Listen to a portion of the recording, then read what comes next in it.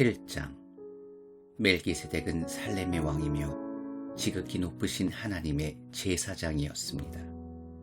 그는 여러 왕을 무찌르고 돌아오는 아브라함을 만나서 축복했습니다. 아브라함은 담례로 전리품의 10분의 1을 그에게 바쳤습니다. 멜기세덱은 의의 왕을 뜻합니다. 살렘은 평화를 뜻합니다. 그러므로 그는 평화의 왕이기도 합니다. 멜기세덱은 먼 과거로부터 우뚝 솟은 존재로서 족보도 없고 시작도 없고 끝도 없습니다. 이처럼 그는 하나님의 아들과 같아서 언제나 다스리는 위대한 제사장으로 있습니다. 조상 아브라함이 전리품의 10분의 1을 멜기세덱에게 바친 것을 보면 그가 얼마나 위대한지 여러분도 알 수 있을 것입니다. 레위 자손 가운데 제사장들은 백성으로부터 11조를 거두도록 율법에 규정되어 있습니다. 제사장과 백성 모두가 아브라함을 한 조상으로 둔 동족인데도 그렇습니다. 그러나 멜기세덱은 완전히 외부인인데도 아브라함에게서 10분의 1을 받았고 약속을 받은 사람인 아브라함을 축복했습니다. 축복은 아랫사람이 윗사람에게 받는 법입니다. 이렇게 볼 수도 있습니다.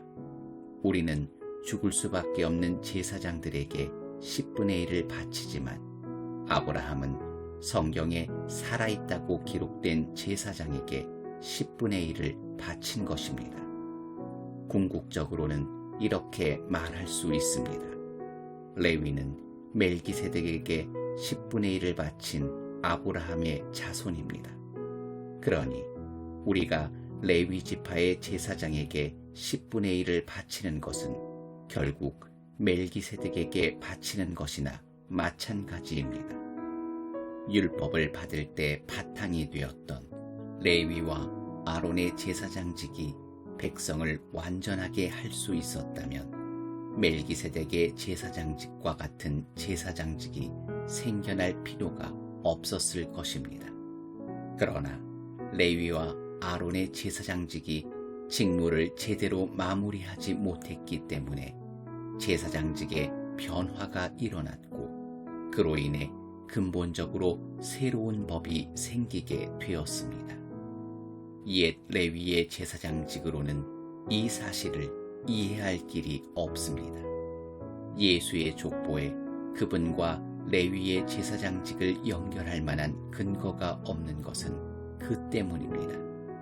그러나 멜기세덱 이야기에서 다음과 같은 완벽한 설명을 얻을 수 있습니다. 멜기세덱과 같은 제사장 예수께서는 혈통의 계보를 따라서가 아니라 순전히 부활 생명의 힘으로 그분은 살아계십니다. 멜기세덱의 반열에 따른 영원한 제사장이 되셨습니다. 이전의 방식, 곧 율법 제도는 기대했던 것만큼 효력을 내지 못해 폐기되고 말았습니다.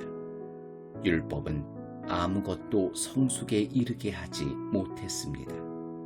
그러나 이제 효력이 분명한 우리를 하나님의 임재 속으로 곧바로 데려다주는 또 다른 길이 그 자리를 대신했습니다. 그 길은 다름 아닌 예수이십니다. 옛 아론의 제사장직은 하나님의 명시적인 확증 없이도 자동적으로 아버지에게서 아들로 계승되었습니다. 그러나 하나님이 개입하셔서 새롭고 영원한 제사장직을 제정하시고 다음과 같은 약속을 덧붙이셨습니다. 하나님께서 약속하셨으니 그 약속을 철회하지 않으실 것이다. 너는 영원한 제사장이다. 이처럼 예수께서는 우리와 하나님 사이에 더 나은 방식, 실제로 효력 있는 방식을 보증하는 분이 되셨습니다. 이것이 다름 아닌 새 언약입니다. 전에 제사장이 많았던 것은 한 사람이 죽으면 다른 이가 대신해야 했기 때문입니다. 그러나 예수의 제사장직은 영원합니다. 그분은 지금부터 영원까지 제사장으로 계시면서 자기를 통해 하나님께 나아오는 모든 사람을 구원하시고 언제나 그들 편에서 말씀해 주십니다. 이제 우리에게는 우리의 필요에 완벽하게 들어맞는 한 분 대제사장이 계십니다. 그분은 온전히 거룩하시고 죄가 전혀 없으시며 그 권세가 하늘 높이 하나님 계신 곳까지 이릅니다. 그분은 다른 대제사장들과 같지 않으셔서 우리와 우리 죄를 위한 희생제물을 드리기 전에 매일같이 자기 죄를 위해 희생제물을 드릴 필요가 없으십니다. 그분께서 자기 몸을 희생제물로 드리심으로 영단번에 그 일을 완성하셨기 때문입니다. 율법은 이를 제대로 해내지 못하는 사람들을 어쩔 수 없이 대제사장으로 세웁니다. 그러나 하나님이 개입하셔서 율법 다음으로 주신 명령은 영원토록 완전하신 아들을 대제사장으로 세웁니다. 8장 요점을 말하면 이렇습니다. 우리에게는 이와 같은 대제사장이 계십니다. 그분은 하나님 오른편에 권위 있게 앉으셔서 하나님께서 세우신 단 하나의 참 성소에서 예배를 주관하십니다. 대제사장에게 맡겨진 임무는 예물과 제물을 바치는 일입니다. 그것은 예수의 제사장직도 마찬가지입니다. 만일 그분께서 땅에 매여 계신 분이라면 제사장조차 되지 못하실 것입니다. 율법에 명시된 예물을 바치는 제사장이라면 이미 많이 있어서 그분을 필요로 하지 않을 것입니다. 이 땅의 제사장들은 하늘에 있는 참 성소에서 무슨 일이 일어나는지를 보여주는 단서에 지나지 않습니다. 모세가 하늘에 있는 참 성소를 언뜻 보고 장막을 지으려고 할 때 하나님께서 이렇게 말씀하셨습니다. 너는 산에서 본 모습 그대로 주위에서 짓도록 하여라. 그러나 예수께서 맡으신 제사장 직무는 다른 제사장들이 맡은 직무보다 훨씬 뛰어납니다. 그것은 그분께서 더 나은 계획에 따라 일하시기 때문입니다. 만일 첫 번째 계획인 옛 언약이 효력이 있었다면 두 번째 계획은 필요하지 않았을 것입니다. 그러나 우리가 아는 것처럼 첫 번째 계획에 결함이 있었으므로 하나님께서 이렇게 말씀하셨습니다. 조심하여라. 그날이 오고 있다. 그날에 내가 이스라엘과 유다를 위한 새 계획을 세울 것이다. 내가 그 조상들의 손을 잡고 이집트에서 인도해 나올 때 그들과 세웠던 옛 계획은 내버릴 것이다. 그들은 계획을 지키지 않아 내가 그들에게서 고개를 돌려버렸다. 내가 이스라엘과 세우려는 새 계획은 종이에 쓸 수도 없고 돌에 새길 수도 없는 것이다. 이번에는 내가 그 계획을 그들 속에 써주고 그들 마음에 새겨줄 것이다. 나는 그들의 하나님이 되고 그들은 내 백성이 될 것이다. 나를 알기 위해 학교에 다니거나 하나님에 관한 5가지 쉬운 가르침 같은 책은 사보지 않을 것이다. 작은 자나 큰 자나 낮은 자나 높은 자나 모두가 나를 직접 알게 될 것이다. 그들의 죄가 영원토록 깨끗이 씻겨지고 너그럽게 용서받음으로 나를 알게 될 것이다. 하나님께서는 자기와 자기 백성 사이에 새 계획, 새 언약을 세우심으로 옛 계획을 폐기 처분하셨습니다. 이제 옛 계획에는 먼지만 쌓이고 있습니다.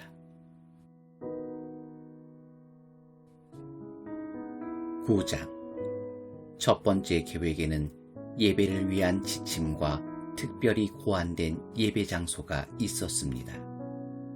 바깥을 두르는 큰 장막을 세우고 그 안에 등잔대와 상과 하나님께 드리는 빵을 두었는데 이곳을 성소라고 했습니다.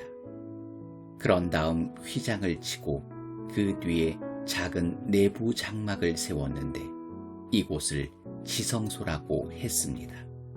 거기에는 금으로 만든 분향제단과 금을 입힌 언약궤가 놓여 있었고 언약궤 안에는 만나를 담은 금 항아리와 아론의 쌍난 지팡이와 언약의 두 돌판이 있었고 천사가 날개로 덮은 모양의 속죄소가 언약궤를 덮고 있었습니다. 하지만 지금은 이것들에 대해 이야기할 시간이 없습니다.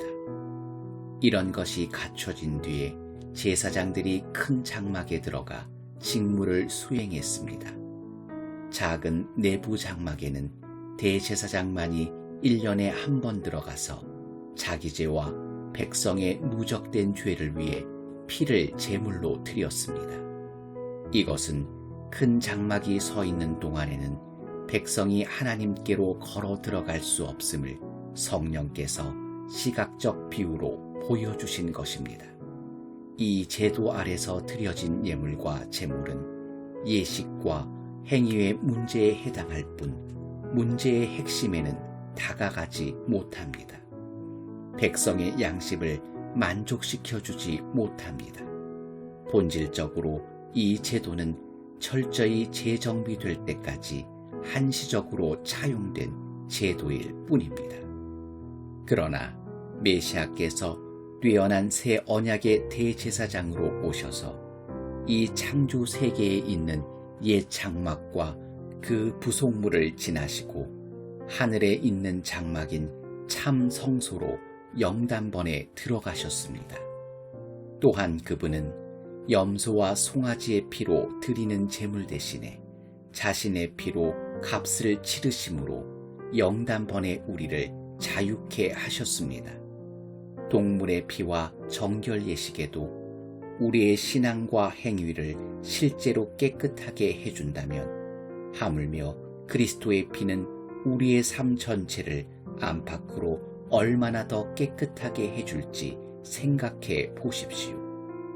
그리스도께서 성령을 힘입어 자기 몸을 흠없는 제물로 드리심으로 스스로 훌륭해지려는 부질없는 수고에서 우리를 자유케 하셨습니다. 그리하여 우리는 전력을 다해 하나님을 위해 살 수 있게 되었습니다. 유언은 사람이 죽어야 그 효력이 발생합니다. 새 언약도 예수께서 죽으심으로 효력이 발생했습니다. 그분의 죽으심은 옛 계획에서 새 계획으로 바뀌었음을 나타내는 표지입니다. 이 죽음으로 인해 옛 의무 조항과 그에 따르는 죄가 폐지되었고 상속인들은 자신들에게 약속된 영원한 유산을 받으라는 부름을 받았으며 그분께서 이 새로운 방식으로 하나님과 그분의 백성을 화해시키셨습니다. 첫 번째 계획을 실행에 옮기는데도 죽음이 필요했습니다. 모세는 율법 계획, 하나님의 유언의 조항들을 전부 낭독한 뒤에 엄숙한 예식을 진행하며 제물로 바쳐진 동물의 피를 취해 언약 문서에 뿌리고 그 언약의 수혜자인 백성에게도 뿌렸습니다. 그런 다음 이것은 하나님께서 명령하신 언약의 피입니다 라는 말로 그 효력을 확증했습니다. 그는 예배 장소와 그 안에 있는 모든 비품에도 똑같이 했습니다. 모세는 백성에게 이것은 하나님께서 여러분과 세우신 언약의 피입니다 라고 말했습니다.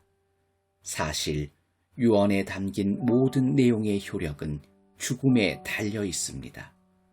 죽음의 증거인 피가 우리의 전통 속에서 특히 죄 용서와 관련해 그토록 자주 사용된 것은 이 때문입니다. 이것으로 하늘에 있는 실체를 가리키는 그 모든 부차적 의식에서 피와 죽음이 왜 그토록 중요한 역할을 했는지 설명됩니다. 또한 지금 더 이상 동물 제물이 쓸모없고 필요 없게 된 것도 설명됩니다. 그리스도께서는 이 땅에 있는 성소로 들어가신 것이 아닙니다. 그분은 참 성소로 들어가셔서 우리 죄를 위한 희생제물로 자기 몸을 하나님께 드리셨습니다. 옛 계획 아래 있는 대제사장들은 해마다 동물의 피를 가지고 성소에 들어갔지만 그리스도께서는 그러실 필요가 없습니다. 만일 해마다 성소에 들어가셔야 했다면 그분은 역사가 진행되는 내내 되풀이해서 자기 몸을 드리셔야 했을 것입니다.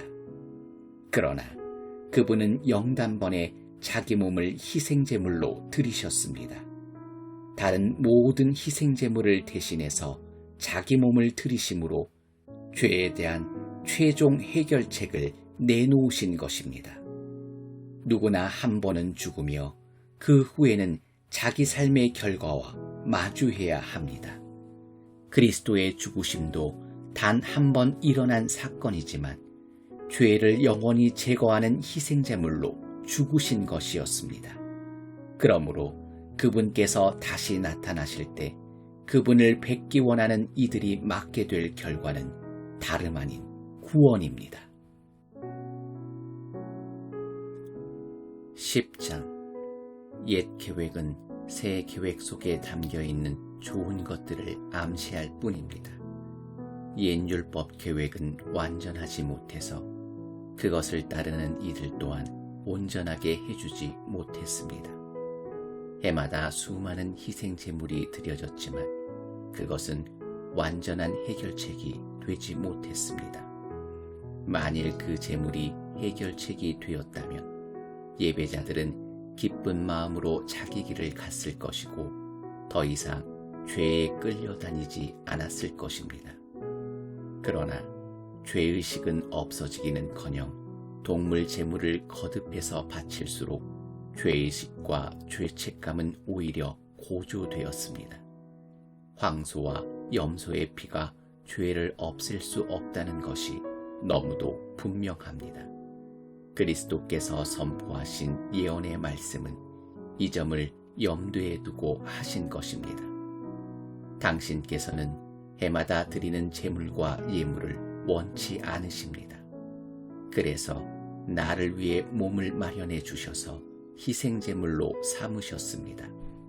이제 당신이 기뻐하는 것은 제단에서 피어오르는 향기와 연기가 아닙니다. 그래서 내가 말했습니다. 오 하나님, 당신의 책에 기록된 대로 당신의 방법대로 행하기 위해 내가 왔습니다. 당신께서는 제물과 예물을 원치 않으십니다 라고 말씀하실 때 그리스도께서는 옛 계획에 따른 의식을 언급하신 것입니다. 또한 당신의 방법대로 행하기 위해 내가 왔습니다 라고 말씀하실 때 그분은 첫 번째 계획을 폐하시고 새 계획, 하나님의 방법을 세우신 것입니다. 예수께서 자기 몸을 영단번에 제물로 드리심으로 우리는 하나님께 합당한 사람이 되었습니다. 각 제사장들이 날마다 제단에 나아가 일하고 해마다 똑같은 제물을 드리지만 그런 것이 결코 죄 문제를 해결하지는 못합니다. 그러나 그리스도께서 제사장으로 죄를 위해 단 한 번 제물을 드리셨고 그것으로 모든 것이 끝났습니다. 그런 후에 그분은 하나님 오른편에 앉으셔서 원수들이 항복하기를 기다리셨습니다. 그것은 완전하신 분이 불완전한 사람들을 온전케 하기 위해 드리신 완전한 제물이었습니다. 단 한 번 제물을 드리심으로 그분은 정결 과정에 참여하는 모든 이들에게 필요한 모든 일을 완수하신 것입니다. 성령께서도 이같이 증언해 주셨습니다. 내가 이스라엘과 세우려는 새 계획은 종이에 쓸 수도 없고 돌에 새길 수도 없는 것이다. 이번에는 내가 그 계획을 그들 속에 써주고 그들 마음에 새겨줄 것이다. 그러고는 이렇게 결론 지으셨습니다. 내가 그들의 죄를 영원토록 깨끗이 씻어줄 것이다. 이제 죄가 영원토록 제거되었으니 더 이상 죄 때문에 제물을 드릴 필요가 없습니다. 그러므로 친구 여러분, 이제 우리는 주저함 없이 곧바로 하나님께로 성소 안으로 나아갈 수 있습니다. 예수께서 자기를 희생에 흘리신 피로 그 길을 열어주셨고 하나님 앞에서 우리의 제사장이 되어주셨습니다. 하나님 앞으로 나아가는 통로인 휘장은 다름 아닌 그분의 몸입니다. 그러니 확고한 믿음과 우리가 하나님 앞에 온전히 드려질 만한 존재가 되었다는 확신을 가지고 하나님 앞에 나아가야 합니다. 우리를 앞으로 이끌어주는 약속을 굳게 붙잡으십시오. 그분은 언제나 자기 말을 지키시는 분이십니다. 창의적으로 사랑을 권하고 도움의 손길을 펼치십시오. 어떤 이들처럼 함께 모여 예배하기를 피할 것이 아니라 서로 격려하여 더욱 힘써 모이십시오. 중요한 그날이 다가오는 것을 볼수록 더욱 그리하십시오. 우리가 배우고 받았으며 이제 알고 있는 모든 진리를 버리거나 외면한다면 그것은 그리스도의 희생을 거부하는 것이며 우리는 혼자 힘으로 심판을 마주해야 할 것입니다. 그 심판은 맹렬한 것입니다. 모세의 율법을 어긴 자가 받은 벌은 육체의 죽음이었습니다.